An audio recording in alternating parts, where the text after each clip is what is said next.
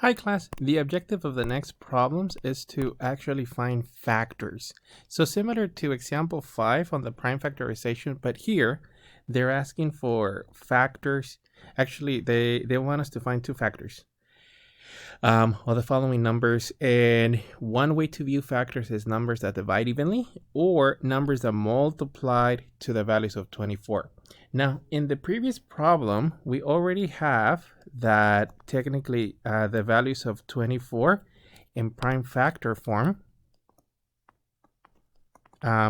were the values of 2 times 2 times 2 times the values of 3.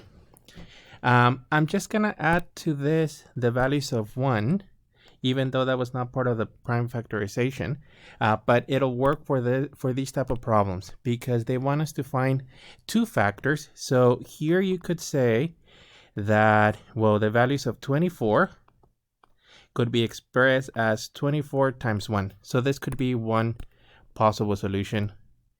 These are values that technically multiply to 24 or divide evenly.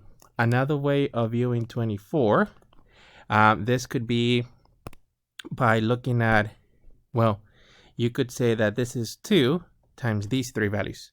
So this will be 2 times the values of 12. So this could be another solution. So 2 times the values of 12.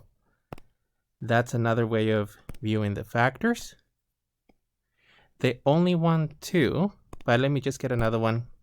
Another way would be, well, 24 could be if you pair these two and these two. So this will be the values of 4 times the values of 6.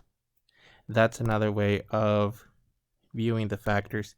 They only want 2, but I'm just finding more so that you get a good idea of what is it that we're looking for. You could have also said that 24, let me put it on the side. In this case, 24 is equal to 8 times the values of 3.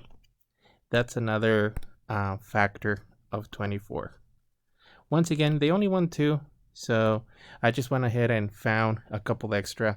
For the values of 15, if you look at the prime factorization, we already found out that 15 is equal to, well, 3 times 5.